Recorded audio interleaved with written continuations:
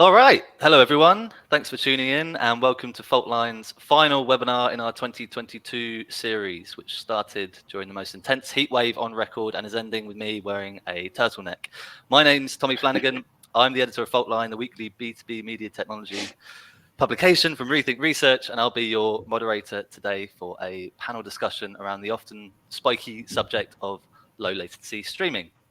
What are the distinctions of low latency depending on use case? What are the fallacies around latency? Where are we seeing innovations in lowering the latency of streaming media? And most importantly, which realms of low latency streaming are making all the money? We'll start by keeping things quite high level, and then we might find we get our hands dirty as the session progresses. Let's see what happens. Now, we were meant to hold this webinar a few days after IBC, but before it was cancelled at the last minute, which in hindsight was quite naive, really, because after 3 years out, we'd forgotten it takes a few weeks for the dust to settle from such a massive show. But here we are for the rescheduled event, only a very slightly altered panel from the original lineup. It's a very busy one. So I'll get panelists to introduce themselves quickly now, because you'll do a much better job of it than I will. So who are you? Why are you here? What does your company bring to the low latency table or take from it? And we'll go clockwise around the room as I see it on my screen, which starts with you, Sergio. Hey, hi everyone. Thanks for joining the webinar. So my name is Sergio. I'm product manager at Velocix. I'm based in Portugal, and yeah, at Velocix, I mean, we focus on all video delivery technologies, and of course, ultra low latency is on the top of our priorities and activities. Thanks, Sergio. Sasan, you're next. Greetings, Tommy, my fellow co-panelists in the audience. My name is Hassan. I work for ATEM. I'm the VP of Emerging Technologies, which is a fun job because I get to work with all the cool stuff coming down the road and enjoy myself doing that. ATEM is very much involved in low latency. We've actually had deployments of customers, and we look at the whole chain, everything from encoders to packagers, origin servers, all the way down to except for the player. And I look forward to having a conversation about that in more detail. Awesome. And my heart rate is lowered slightly because Emeka has joined us at the last minute. Emeka, please introduce yourself. Hello, everyone. Emeka Okoli here. Vice President here at Zixi. We have a platform where we work with, different use cases, including latency, of course. That's always a key attribute. So happy to join my colleagues here, and looking forward to a good showing. Thank you. Over to you, Barry. Hi, everyone. Barry Owen. I am the Chief Solutions Architect here at Wowza. And Wowza has both software and services, and we cover the realm of latency from standard, what I'll call high latency HLS, all the way down to scaled WebRTC. So we have use cases across the board. Awesome, thank you. And finally, delighted to introduce what I believe is our first ever panelist from China, Judy. Hi, Tommy, thank you for introducing and just bringing us to the webinar. I'm Judy Zhou, the Vice President of KiloView. And for KiloView, we are the manufacturer and of course the solution provider of the video transmission products. And if we talk about low latency, definitely we provide the hardware encoders and decoders, and that's probably will have some kind of reference for latency. So I'm so happy to join this webinar, and I will be happy to talk about this, and probably we can even think about ways to bring all those parts together to bring lower latency for the streaming. Awesome. Thanks, everyone. Cool. So before we get started, just the routine housework stuff. As I always say before Faultline webinars, we like to encourage our audience to get interactive, ask questions throughout, rather than saving your participation for the very end. So don't be shy. I'll try to ask as many of your questions as possible from the Q&A section, which you'll find in the bottom right-hand corner of your screen. I believe that the audience chat tab has been disabled due to excessive heckling from previous participants, so you'll just have to put that in the Q&A tab as well. I also want to reiterate, as usual, this is not a sponsored webinar. None of our 5 experts here today have paid us a penny to be here. I certainly haven't paid them anything. We're just providing a neutral stadium to play ball. So let's get started. And the first thing I want to bring up is one of the biggest bugbears, really, when we're talking about the importance of having a low latency streaming experience. I'm sure a lot of people agree, some hopefully will disagree, is that I'm sick to death of the example of the noisy neighbor who celebrates a crucial moment in a sports match minutes before it's happened on your screen. And apologies to anyone here on the panel that planned to lead on that example. But the thing is, it doesn't matter really, because as predictable maybe and tedious almost as that example is, live sports is still the most pertinent argument for video service providers to implement any low latency streaming infrastructure, outside of the WebRTC world. I think so. Against this very skeptical introduction, I want to start by asking panelists whether we can move beyond the noisy neighbor example. What do you see as the most powerful consumer-facing argument for implementing low latency streaming today? And more importantly, looking into the future, crystal ball, 5 years time, and by the way, there's a very cool feature in this webinar platform where anyone who mentions the metaverse gets automatically evicted. So let's start as we did the intros. Sergio. Right. I mean, there's as you're saying, there are other use cases beyond the noisy neighbor. This is the easiest one to understand. But we have also social media. I mean, it really depends. Let me just go back one step. When you make this question, I mean, it really depends on who the consumer is, right? What consumer is, and we can't really just generalize, that all consumers see the same live sports event as example you've given is the same. Is it are all football fans, or do we have something else on the side? And I think that is actually the case. So social networking, when people go into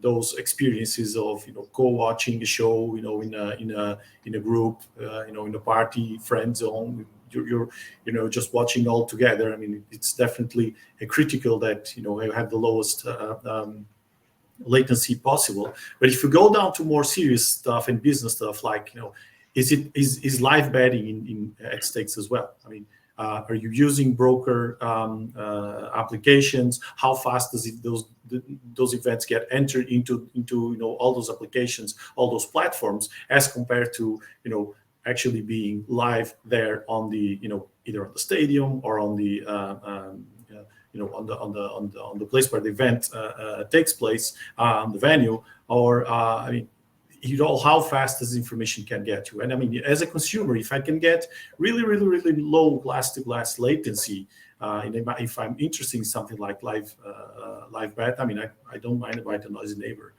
anymore. It's not really that use case. I mean, it's just a couple of examples. I mean, we can.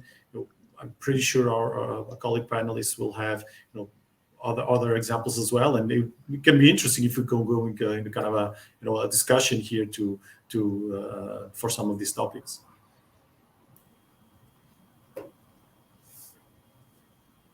Awesome, thanks, Sergio. Sasan, do you want to continue that one? Yes, a couple more examples I can think of. Obviously, the social media is one of them, but think about interactive shows where the audience is required to vote on something. You're polling the audience to vote somebody off the island or whatever, vote for some of your stars in Dancing with Stars or whatever it is. A 30-second latency there would be really annoying. The other example that actually was brought to me by one of our customers is that they have both an over-the-air broadcast as well as a streaming service.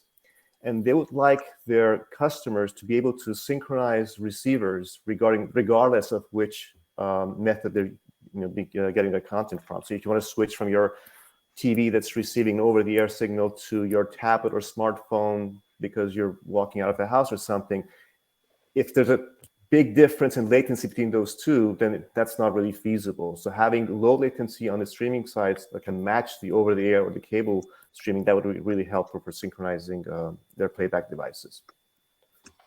Can I push you for the name of that customer? Are we going to get that out of Unfortunately you? not. We have an NDA in place. So. But you'll know about it when they start the service. I had to try. Emeka, oh, sorry. Yes. Sorry, passing the baton over to you then. Okay. Any future use cases from your point of view? I was still behind the latency, I guess. No, I mean, I think Sasan made, of course, Sergio. I mean, these are great points. There are use cases, of course, where you have, the latency, from the bird, as they say, satellite with rabbit ears, where you might have instantaneous access in terms of arrival of video packets or audio. And there are monetization from a business standpoint where, you do have to add those odds. Those are introduced latencies, additional latencies introduced. So that's, one use case would be how do you dial that back? You're going to package and you're going to introduce or transcode. And that's all additional latency that you're adding to it. So if your subscribers are really, particularly, interested in receiving the information, especially when it comes to live sports or live news, breaking news, things like that, you have a problem. So you don't want to see subscribers move on to rabbit ears without the monetized ads, because it is a business after all. So how do you synchronize that? To Sasan's comments there. So I think that's one opportunity where you can really go ultra latency or sub milliseconds, if you will, to really normalize the experience for the subscribers. The other situation, personally involved in is watch parties. You cannot, it's paramount that you have that synchronization and you have the low latency implemented in your solution. Yeah, and Barry, Wowzer's an interesting case. In conversations we've had so many times, we talk about the amount of customers of Wowzer who don't know they're customers of Wowzer, just because they're using your technology somewhere in the chain. So there must be some interesting customer case studies from your point of view. Yeah, and I think a lot of it's brought around. My personal opinion is that in many cases, synchronization is probably more important than ultimate low latency. And at some point, you have to think about, how low latency is really low enough, or how low of latency is a requirement. Below broadcast latency, if you're trying to match a combination of streaming versus broadcast, does it make any sense to pay the extra penalty, whether it's a quality penalty or an actual cost penalty, to drive that latency further down? Certainly for some use cases, and we have many of these where it's either an interactive event or it's an auction or it's betting. You want the lowest latency possible, but you also need the synchronization for fairness, right? If all five of us are bidding on an item and we're all getting ultra low latency, well, we should be in sync. Otherwise, Judy's going to get something a second before I do, and I'm going to get locked out. So I think that's overlooked in certain cases. Is there's this pressure to just drive the latency low, get the latency as possible. But in many cases, you really have to worry about that synchronization and ultimately the fairness across the board. And then the other thing I would say is that, you really have to look at the cost benefit ratio. It's like the lower latency you go, in many cases, the more expensive it gets. And you're either going to sacrifice quality, or you're going to sacrifice dollars.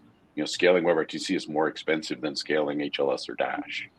So, where does it stop and where's the real benefit? You have to do that analysis, and that varies case by case. Hopefully we'll expand on some of those points shortly, but Judy, it must be some interesting case studies unique to China. Can you set the scene for us where you are, please? Yes, of course. For KiloView, we're focusing on the video transmission.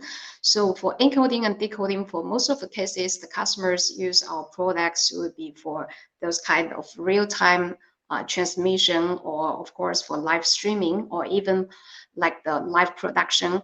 So I can really recall that when we talk to customers, they will always mention for those kind of live production, they would always, for example, the editor or the producer, they will sit in, for example, the live sports. They can see, they can hear the live the live scenes, and then they will, of course, they will check the videos from the video, and they need to do those kind of productions.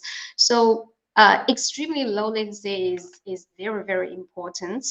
And of course, after the production, then it will send out. So this is what I have ever heard. And also for KiloView, as we are now, we use different protocols to support this kind of lower latency. For example, currently we use like NDI and all those different protocols. We have met different kind of applications. Maybe it's not like broadcast or those kind of industries, but maybe in Pro AV, like in medical or education, there are also this kind of low latency requirements. For example, for the medical industry, for those kind of surgery operations, they definitely rely on those kind of extremely low latency transmission. So I know, like Barry mentioned, for all those kind of technical parts, and the other panelists, they already mentioned a lot of cases. So this is just some kind of adding up. Great, thanks everyone. I'll have to use that threat about the metaverse ejector seat more often. I think that worked a treat. But before we get into more details on the protocol side, before we dive into that, I just want to bring up something else that irks me. Just sticking with the live sports, just because it's so lucrative, we want to chase the money. Is that from a consumer facing perspective, you don't see rival video service providers trying to get a leg up on the competition by using latency as a differentiator very often. I want to know, why is that? And, in live sports, that's probably partly because there's the issue around exclusive content rights, but the fragmentation of sports rights might change that moving forward. So why is low latency not being used as more of a differentiator by service providers? And that begs the question of, what does it really matter that much for live video? Are they willing to spend big money on it? Is it just a weapon for online gaming and RTC use cases? I'll open that one up to the floor. Who wants to take that one? Bit of a loaded one.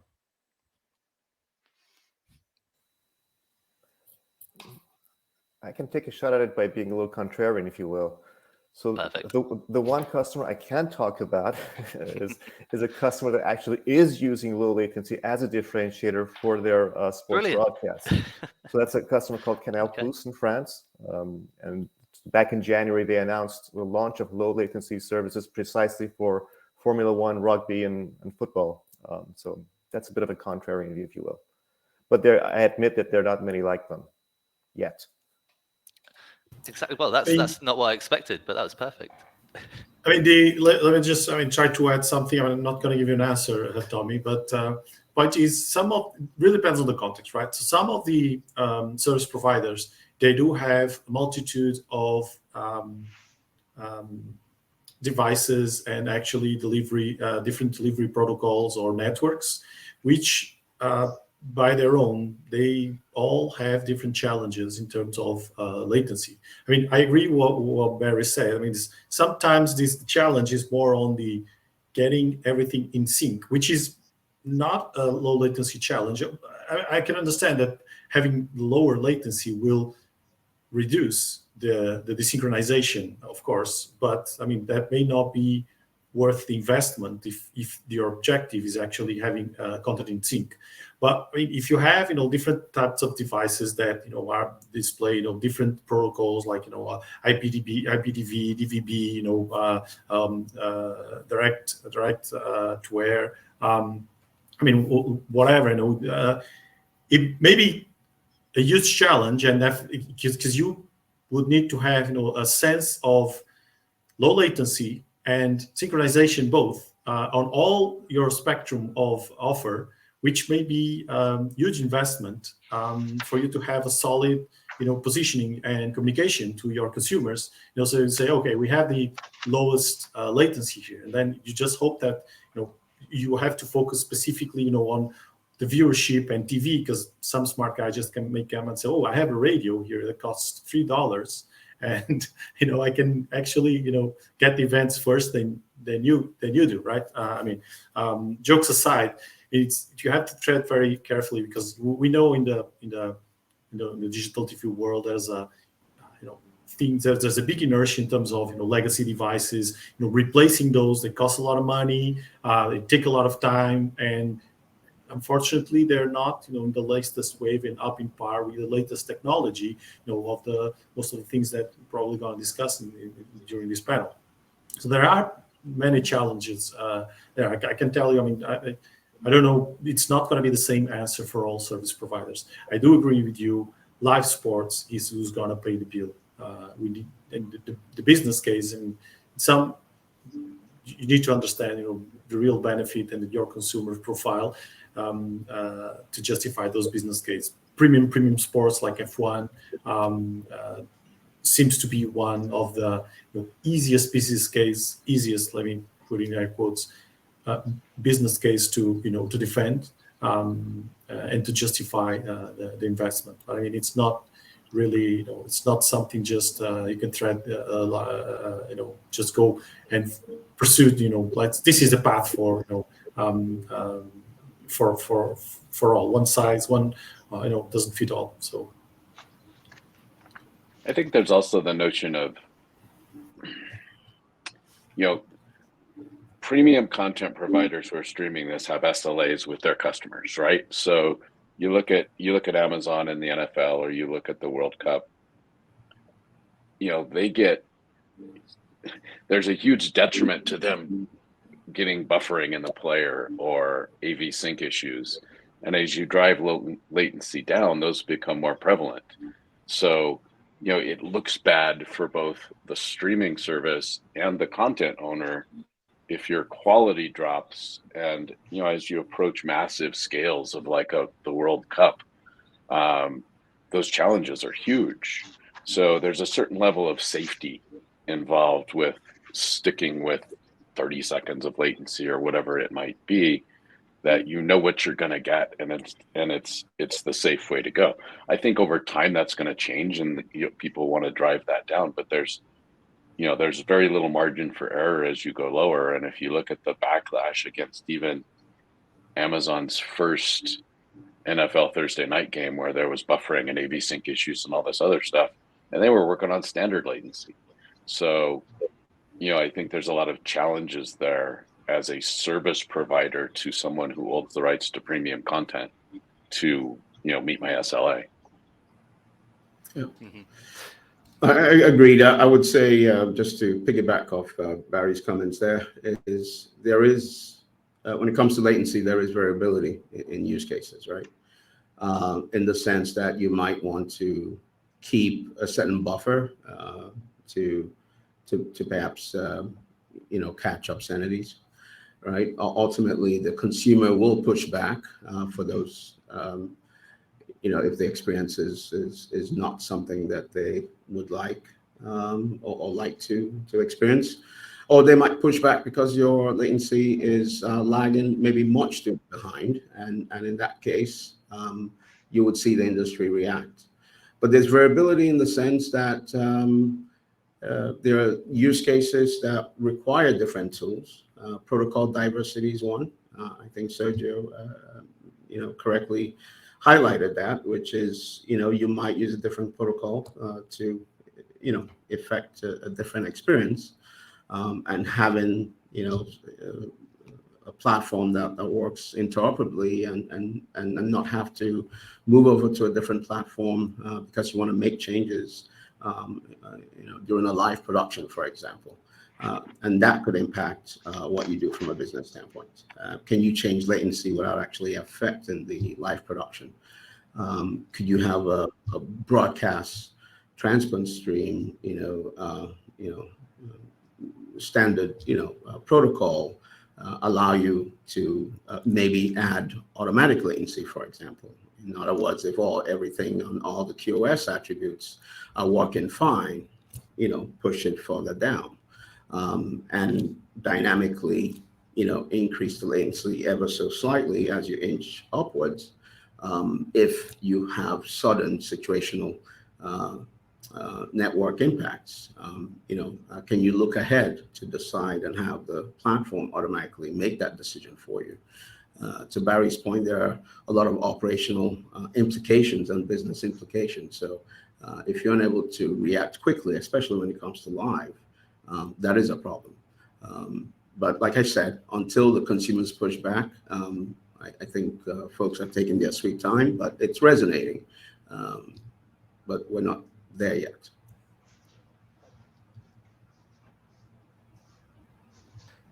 The F1 example is kind of almost on par with the noisy neighbor, because I remember my first IBC that I went to 2015, and Net Insight was showing, I don't believe it was an F1 car, F2 or F3, and they were showing their synchronization technology at the time, which was quite groundbreaking, and then ended up selling that to AWS, and here we are in 2022, and it's still, the example is still not there. But anyway, that's a story for another day. The audience Q&A section is filling up, so I'm going to start rattling through these and see if we can get some of these covered. And they're public, by the way, so if you see a question you like in the audience, you can give it an upvote, and that means it's more likely to get asked. And someone in the mentioned this earlier on, so question here from Craig: why is scaling WebRTC more expensive / challenging than streaming HLS or Dash? Again, I open that up to anyone. The lack of cacheability is one, right? I mean, WebRTC is effectively just a stream. It's not chunks like HLS or Dash is, so you can't really cache it on the edge and redeliver from the cache. Great. Thanks, Barry. Nice short answer. One from Dell. Do you feel that there is still a trade-off between low latency and the ability to overcome network issues? And what are the technologies that you see closing that gap? Again, something we touched on briefly. Does someone want to expand on that for Dell?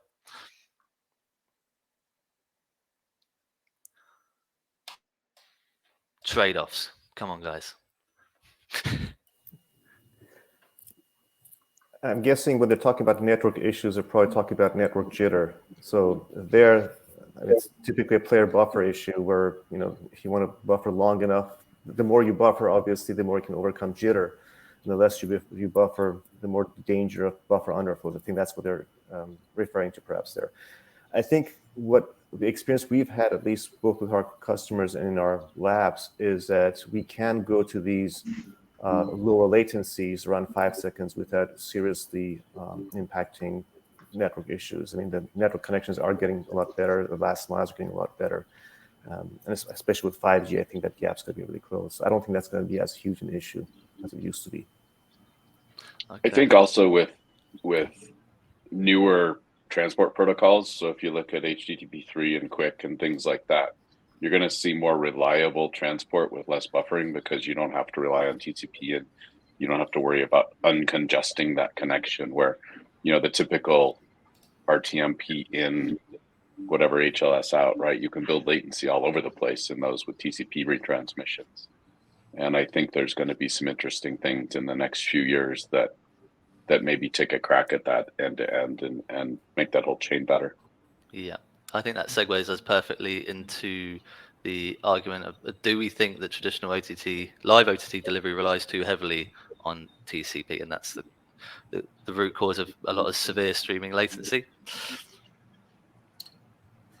Well, I guess I'll jump in here. I just following Barry, the question from Dell is interesting because it hits home. But I'll just say, particularly on and not to get into the protocols, but we use 17 different protocols on the platform, but the ZXI protocol particularly takes advantage of FEC and ARQ in a dynamic way.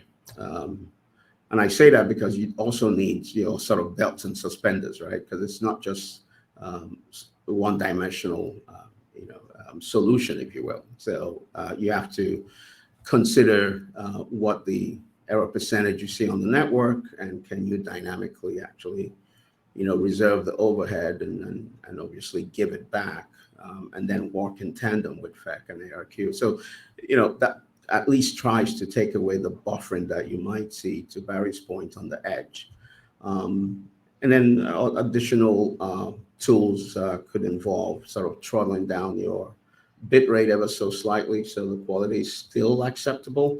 But 20 megabit, give or take, mezzanine, and can you throttle that down to 15, and 12 seamlessly? Of course, there is an impact on quality naturally. Might get a little bit softer, but at the same time, it's all part of what you have to think about on operational impact, business impact, and of course, making sure you have those tools ready to go and working dynamically to achieve those goals. And there's always some trade-offs, right? If you're changing the way that network is used, in this case, I mean, it's going to increase up to more events. There's going to be more overhead on it. There has to be a trade-off, because we can't forget that all systems, majority of systems, they are dimensioned to be to some efficiency levels. Of course, there's some outstanding capacity, some buffer, but you're not really deploying and dimensioning a system for the load and usage that you're not expecting to, right? So if we're changing, I mean, if we keep all variables the same, that's pretty much under control and predictable. If you're changing now, you change the use cases, and I would say, okay, let me change the way that the users are consuming and using the network. I mean, we definitely need to expect there's going to be an increase in the usage, and if these assessments are not yet being done, they may need to be performed to understand, is my dimension on my network, on my systems, properly, are they okay to withstand these increased users, this increased load or not, right? And with that, then, I mean, we can discuss, there are things like the industry is trying to, for quite some time, to maintain the standardization of such protocols like HLS and Dash, right? If you go beyond those, like, so Emeka was talking about, FEC protocols and all that. I mean, how many of those, or are we standardizing those? How long it will take us to get there? I'm not objecting to that. I'm not opposing to it. I think it's definitely, if we want to go lower and lower and lower, we need to improve, on beyond TCP, right? Which one will be selected? Which one we will go for? We know that there's proven solutions, but the barriers and the challenges of standardization, and probably Emeka can share more of those insights as well, with his own experience. I'm pretty sure it's both challenging, frustrating, and sometimes limiting.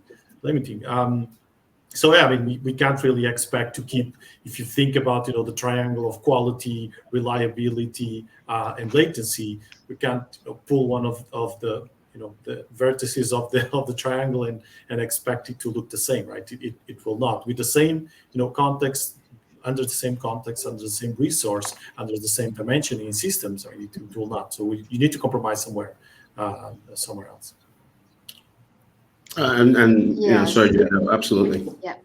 Agree that the diversity is needed, because there are different decisions to make against what you're actually trying to implement, right? So. And Yes, you so, still have to. Sorry, go ahead, Judy. Sorry. Yeah, because I think for this topic, we're focusing more on those kind of technologies for encoding and decoding. So if talking about latency, probably our contribution for this part is very, very small, because we are always thinking how to lower the latency in milliseconds, 1 frame, or maybe just a 1 millisecond or 2 milliseconds. So, but definitely the logic is the same. Even for us, what we are thinking is just trying to, lowering the buffering time, or for the decoding part, that's, or maybe for the displaying part, that's also very important.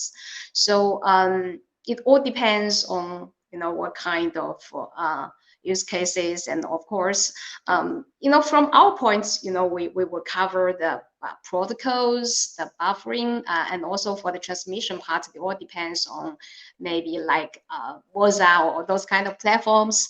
But from our parts, we are quite open for those kind of new technologies or even ideas or standards that we can integrate into our parts, just trying to bringing those kind of latencies in milliseconds or maybe frames. So from these parts, I think maybe it all maybe all relies on the network or your parts, but from our parts, we are always just trying to do this kind of small parts. But yeah.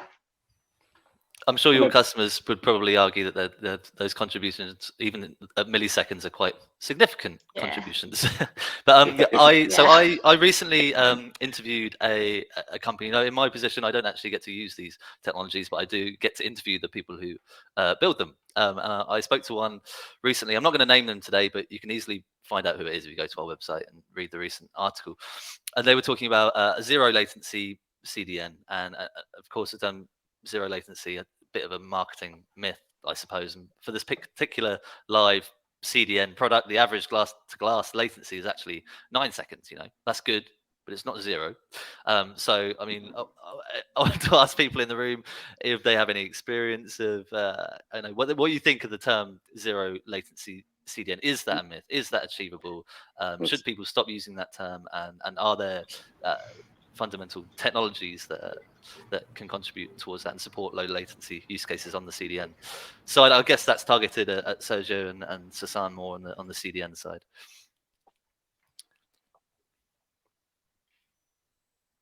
Sounds like time travel to me. Sorry, I can go first. I mean, there's no such thing as zero. I mean, we're talking about different meaning of zero. There is no such thing as zero latency systems, right?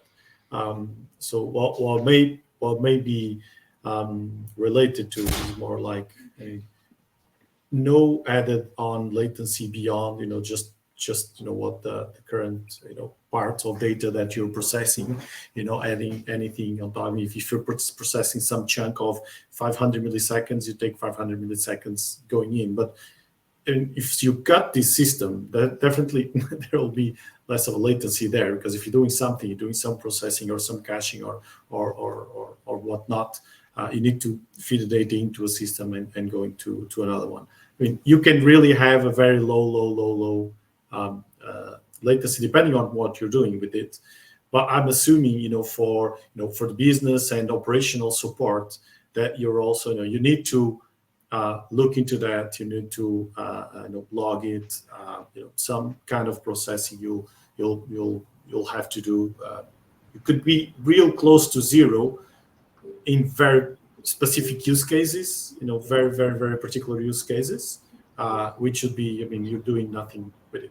It's just passing through. You're kind of eavesdropping, so to speak, on the packets that are going through. But they'll kind of defy a little bit on the if we're talking about OTT, it's not really how it works. Mm-hmm. Yeah, this particular live CDN product, if I remember, is taking the great thing about TCP, which is its packet retransmission, and wrapping that up in an optimized RTP, if I recall. So speaking of CDNs, I'm going to go to Gwenta in the audience. What is the additional load for CDN hardware to serve the same bandwidth when using low latency? Would anyone like to take that one? Apologies if I pronounced your name incorrectly.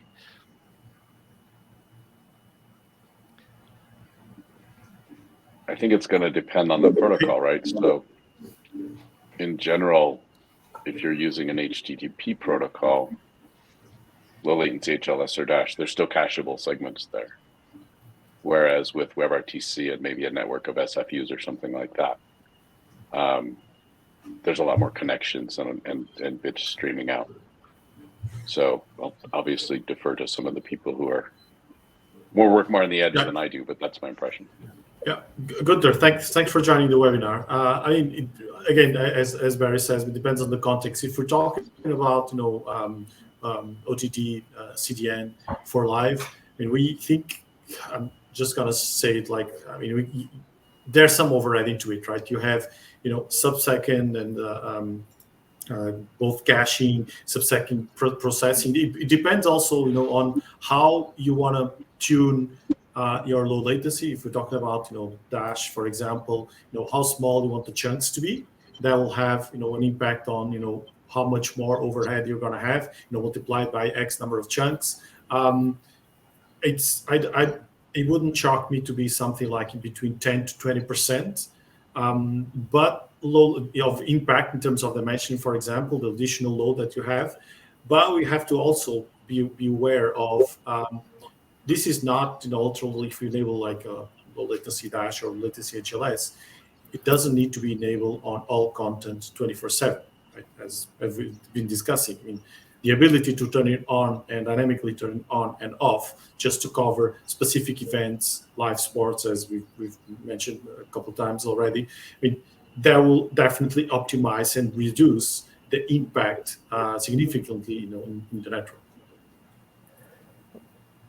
I would add one more thing. So oftentimes when we're talking about low latency and chunks instead of segments, one drawback, quote unquote drawback, that is often brought up is that you're increasing the number of requests from the player to the server because you're no longer requesting, let's say, 6-second chunks. You're requesting for half a second, 6-second segments, but half-a-second chunks. But the response to that is you can mitigate that by using what is called the byte range method of requesting, so that way you don't need to necessarily increase the number of requests by an order of magnitude as you would normally. So depending on how you implement things, you can mitigate that drawback. The what range did you say, Sasan? A byte range. Sorry if it's byte range. Getting too nitty-gritty for. Okay. Sorry about that. Got it. Cool. Thank you. I hope that answered your question in the audience there. Right. I am going to, as we're approaching 3/4 of the way through, I'm going to play my data card. So I'm going to throw in some figures now from my colleagues over at Rethink TV. That's the sister service to Faultline. They do all the clever forecasting stuff while I just take all the limelight here. So they put out a report that shows in terms of projected market share for the transport protocols, the numbers are very flattering for Zixi, by the way.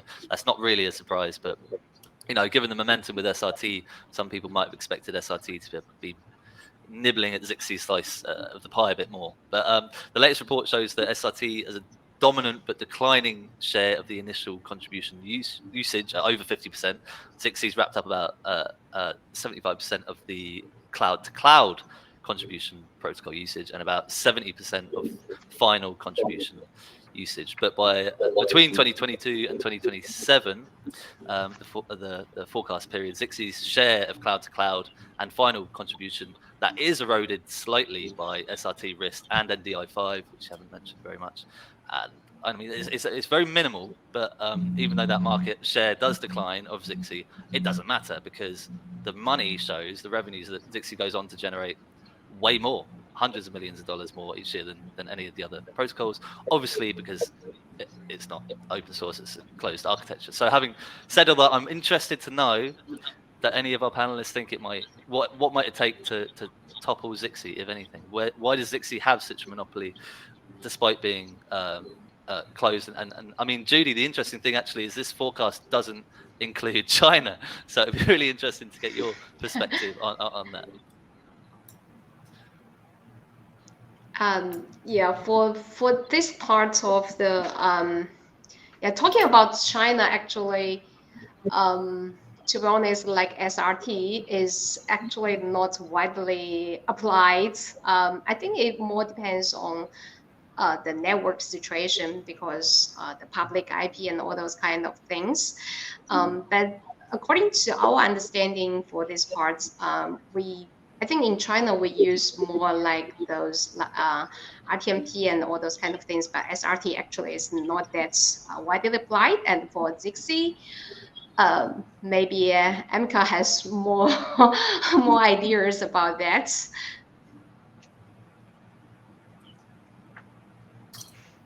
Okay, thanks, Julio. I mean, look, I think those stats are while flattering, um, but as you say, where things are headed, you're going to have more, which really highlights the need for protocol diversity, right? And having that option, and putting that sort of decision in the customers or your clients' fingertips is really the best way to go, right? Because I think you've heard Sasan or Barry, mention situations when it's low latency dash on the distribution side, right? It's not a binary decision in the sense that there are processes along the way. It's a daisy chain, and you might have a need for one particular protocol for maybe, like you said, watch parties. There are also protocols that are helpful to protect the signal and have sort of that end-to-end fidelity, even on private networks, right? You might use some of those for, say, protected multicast, for example, on a private network and a cable network where your subscribers need to have synchronized arrival time or have predictability in terms of what the consumer might see. So all those decisions that you have to make, but you need to have the tools you need in that toolbox, right, to apply the relevant, protocol to the solution. Is it on Zixie's roadmap to try and corner a bit more of the Chinese market? Sorry, repeat that. Is it on Zixie's roadmap to try and corner a bit more of the Chinese market? Judy was suggesting that it's not as widely used there as North America and Europe. Yeah, I don't think it's a deliberate push. I think it's just, again, just part of the having that protocol diversity. So, yeah, we have Zixie, but we have SRT, RTMP, LTSP. It all depends on the use cases. You mentioned, F1, or in some cases you have, reason to aggregate content from cameras. So you have diversity from that standpoint. Cameras use, different implementations of TSP, for example, unless you're embedded in those cameras. But if it does have SLT, then you want to have that flexibility. So in terms of international and global business and everything we see changing on a monthly basis, really, we are basically open to protocols that are amenable to different geo regions. Yeah, that could correlate with AWS not being as widely used in China, because which again that opens up the can of worms about Zixie's dominance in cloud-to-cloud contribution in particular, being, I don't know, in part attributed to the white label deal that you have with AWS that essentially makes Zixie sort of a standard, as I understand it, for the media convert platform. And I mean, I've been thinking about what happens if AWS all of a sudden decides it doesn't want to do business with Zixie anymore. Does your market share fall off a cliff? I don't know if you can tell us anything about the contract length. Is that coming up for renewal soon? No, couldn't say that. But what I can say is we are hybrid. We are interoperable. We do pride ourselves in the fact that, on the same platform, you can go from one protocol to the other. And, we do have, I think, significant deployments with install base. And we see customers that are not necessarily on AWS, but to your point, yes, it is Zixie at the trunk. So that makes it easier for people to just simply point and shoot and move their content through. Mm-hmm. Yeah, those numbers were a bit of an eye-opener, really. Back to the audience. Ricardo, follow up on the HTTP caching. Are there known issues with caching low latency HTTP streams? Anyone like to take that for Ricardo?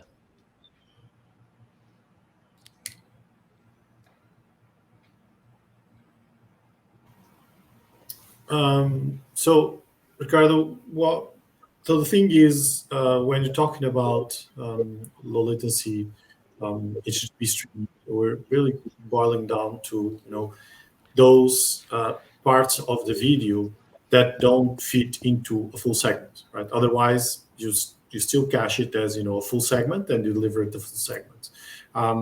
So it really boils down to how many segments are you still processing, or should actually only be processing one segment. And if we look into chunk processing, it boils down to caching the chunks, X amount of chunks. So there can be some overhead on the caches due to you need to add details and add the metadata correspond to these chunks. But overall, after the implementation is done, and as Sasson said, it depends on how do you implement it.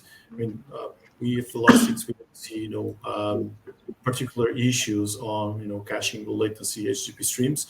There were more challenging, more on the operational side, to have sub-second logging and life cycle and all these things, but not so much as in terms of caching.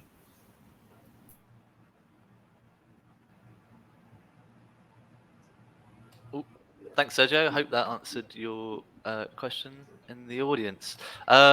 So I've been waiting for someone to bring this up, and no one has. So I'm going to bring it up. This webinar is very timely because only this morning the Video Services Forum released a new ancillary source adaptation feature of RIST. I don't know if anyone's seen this, and that works to enable the source to either reduce bitrate or reroute the stream where possible in the event that RIST's packet loss, which is its recovery, which is its trademark feature, really can't do the job if the network capacity falls below stream rate.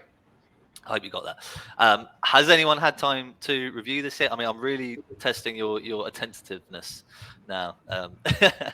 Has anyone? I can't be the only one who received that press release this morning.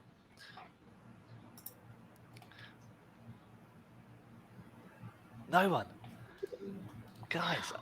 Oh wow! Still morning for me, so. Oh yeah, no. Anyone who's just rolled out of bed, I can let you off. But all right, well, we'll have to revisit that another time once we learn a bit more. It's nice to see updates from RIST, which are more. They seem to be a lot more frequent than SRT. You could say that the core framework is a bit more flexible in that regard, I suppose. Sorry. I was going to say, I think that Emeka brought something up that I think is interesting, and that's the overall notion of kind of talking back to the encoder from either the ingest point or potentially all the way out to the edge, and say, hey, you're doing something I can't handle given current conditions. Can you change? And I think as we get more and more consistent data from end to end, whether that be standardized or proprietary, in any case, to tell something to change because it's causing strain on the system. Sergio mentioned you have your triangle, you still can't really violate. Something's got to give.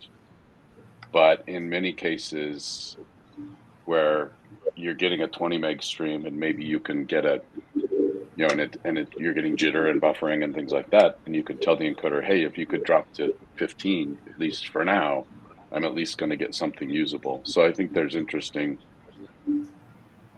notion of kind of a more dynamic protocol back and forth to preserve quality and latency as best possible given the current conditions. Yeah. Is the source adaptation feature, I know I've only described it very briefly, but is that something that's part of the Zixi platform?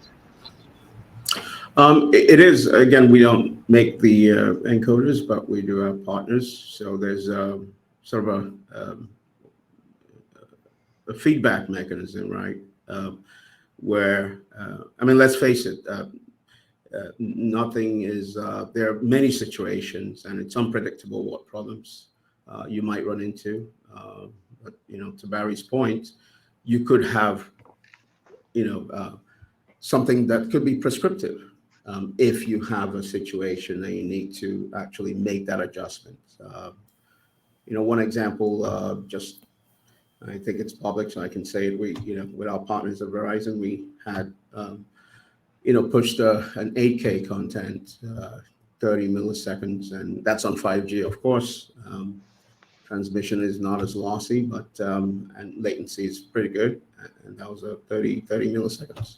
But on the edge, in terms of edge compute, you have different edges serving different geo regions of different audience.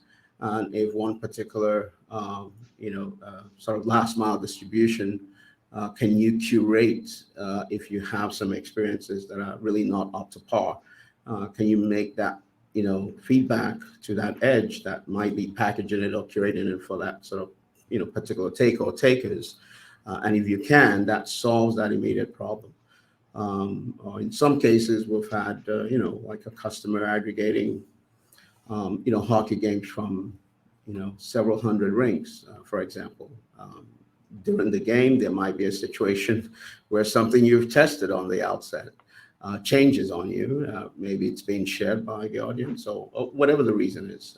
Can you make that call to also change the latency without necessarily going dark? So those are, like I said, it's how low can you go is not a simple answer, because there are different situations that might call for different prescriptive medicine, so to speak. Yeah, when talking about encoder, we're the manufacturer for encoders, so definitely from our point of view, quality and of course the bit rate depends on the network, and also for the network jitter, all those stuff is what we are considering. But from our parts, we do have those kind of technologies to dynamically or automatically adjust all those kind of bit rate for encoding, and of course that's with the hardware side, especially for the chipset with the better performance chipset and all those kind of things, that's definitely possible.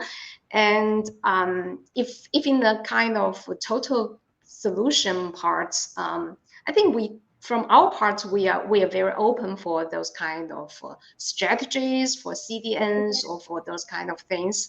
So yeah, that's just one point. From our part, we are quite open for those kind of protocols or the strategies for transmission, or what kind of strategies you would need from the encoder parts, and we can definitely do this kind of things. So that's with those kind of hardware basis, we are definitely supportive for this kind of ideas to make sure low latency or maybe dynamic latency is possible. Yeah, there's so many topics we haven't mentioned today, but one floated in the audience before we wrap up is HESP. Someone's waving the flag, or HESP, as a lot of people call it, which sounds like some awful illness. This is a HTTP-based streaming protocol which can do sub-second latency over standard CDNs, says Bart. I mean, it's not really a question so much as a statement, but does anyone want to comment on HESP? Anyone have experience working with that? So HESP obviously promoted by a company called Theo. We've worked closely with Theo on all of our low latency demos and trials. It's an interesting protocol. I don't think it's yet there for commercial deployment, but it's certainly something we've been looking at for at least a couple of years. I'll leave it at that. Yeah, so coming back to a previous comment that I did, I mean, HESP does sound promising, at least in its features, what it's capable of doing. But I'll go back to what I said. I mean, is that going to be the de facto standard for video delivery? Because we need to focus also, what are the standards everyone will follow. Again, there are many protocols out there, and I'm pretty sure, some could be the right response, but by some other reasons, they actually got left behind, by different reasons. So, I mean, the challenge of, I think, new protocols, and I've had some discussions with companies, which come and say, hey, we have a new protocol that can reduce latency, specifically for mobile or specifically for, some connected devices and this and that. And the biggest challenge is not, I mean, we understand that the technology may be there. The challenge is how do you effectively deploy these, across the multitude of networks, systems, technologies, vendors, providers, all of that. That is, if the protocol is not there yet, as Sasan said, there's also the market, the market challenge, which is, a huge wall to scale, to escalate as well. Great. All right. Thanks, everyone. That is time. So unfortunately, we've got to wrap it up there, and it's getting late, particularly where Judy is. So thanks, everyone. Barry, Sasan, Judy, Emeka, Sergio, and everyone in the audience. Thanks for your questions. There were loads of questions that I couldn't get to ask, but if you need to follow up with anyone, then please let us know. And that concludes Faultline's 2022 webinar series. It's been a blast, everyone. We're currently laying the groundwork, by the way, for our 2023 series. So please get in touch if you want to be involved, or you've got any ideas, topics, or to cover, or any complaints, anything like that. I love it when people complain, particularly those who try and get me banned from LinkedIn. That's always fun. So in the meantime, I'll be at Streaming Media West in Huntington Beach next week. So I'm sure I'll see some of you there. So yeah, cheers again, everyone. Take care. See you soon. Thank you. Thanks all. Cheers, bye. Bye. Thanks everyone for joining. Thank you.